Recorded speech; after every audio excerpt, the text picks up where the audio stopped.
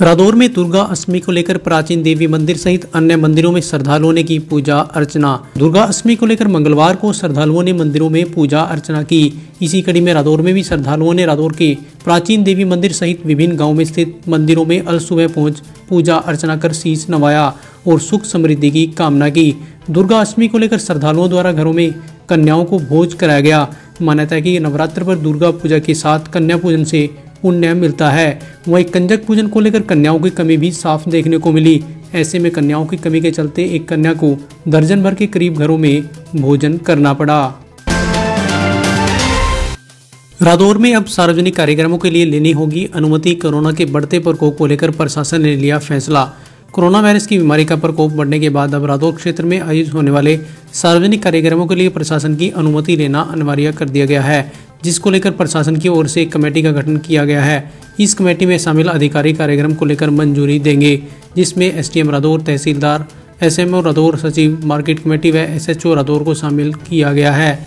उपरोक्त कमेटी की ओर से अनुमति मिलने के बाद नियमानुसार कार्यक्रम आयोजित हो सकेगा। मंगलवार को पत्रकारों को जानकारी देते हुए एसएमओ डॉक्टर विजय परमार ने बताया कि दिन के समय शादी करने पर 50 लोगों तक के शामिल होने को लेकर अनुमति दी जाएगी। इससे ज़्यादा संख्या इकट्ठे होने पर कानूनी कार्रवाई की जाएगी। वहीं मृत्यु होने पर केवल 20 लोगों को ही संस्कार के लिए अनुमति दी जाएगी। उन्होंने कहा कि रादौर क्षेत्र में महामारी का प्रकोप बहुत तेजी से बढ़ रहा है। ऐसे में सभी से अपील है कि वे सरकार की गाइडलाइन का पालन करें और सुरक्षित रहें। ट्यूबवेल कनेक्शन में एक विशेष कंपनी की मोटर लेना अनिवार्य के फैसले को किसानों ने किया वापस लेने की मांग।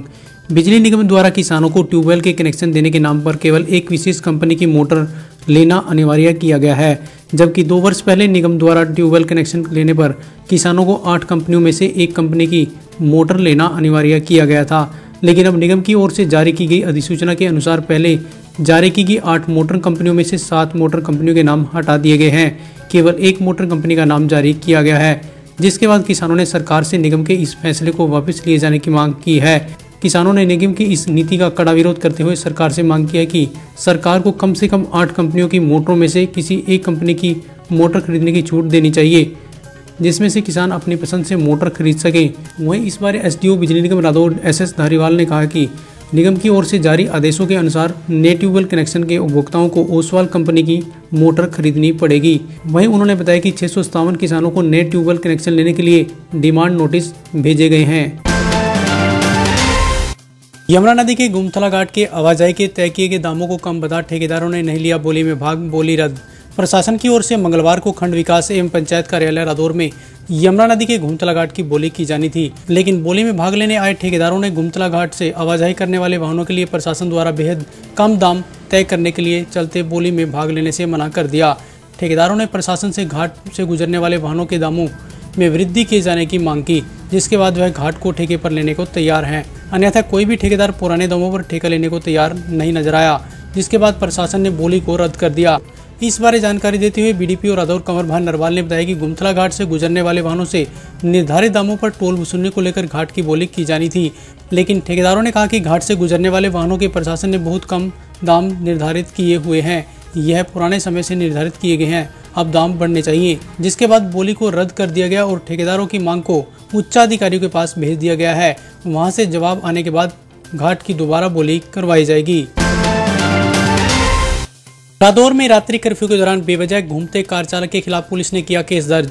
सोमवार देर रात पुलिस ने एक व्यक्ति को रात्रि कर्फ्यू के दौरान एसके रोड पर सांगीपुर नाके के पास सफेद रंग की स्विफ्ट कार में बिना वजह घूमते पकड़ा। पुलिस ने पकड़े गए व्यक्ति के विरुद्ध धारा 188, 269, 270 व 51 डिजास्टर मैनेजमेंट एक्ट 2005 के तहत मामला दर्ज किया है। रादौर पुलिस के उप निरीक्षक जितेंद्र कुमार ने पुलिस को दी शिकायत में बताया कि महामारी के कारण सरकार ने रात 10 बजे से सुबह 5 बजे तक रात्रि कर्फ्यू घोषित किया हुआ है, जिस कारण इस दौरान कोई भी व्यक्ति बिना वजह सड़क पर नहीं जा सकता। सोमवार की रात को जब वह ड्यूटी पर था तो उस समय सांगीपुर नाके के पास लगभग 10:30 बजे एक व्यक्ति लाडवा की ओर से सफेद रंग की स्विफ्ट कार में आता नजर दिखाई दिया, जिसे जांच के लिए रोका गया। जिससे पूछताछ की गई तो वह पुलिस को कोई भी संतोषजनक जवाब नहीं दे सका, जिसके बाद पुलिस ने गांव सिलीखुर्द निवासी सचिन के विरुद्ध नियमानुसार मामला दर्ज किया है।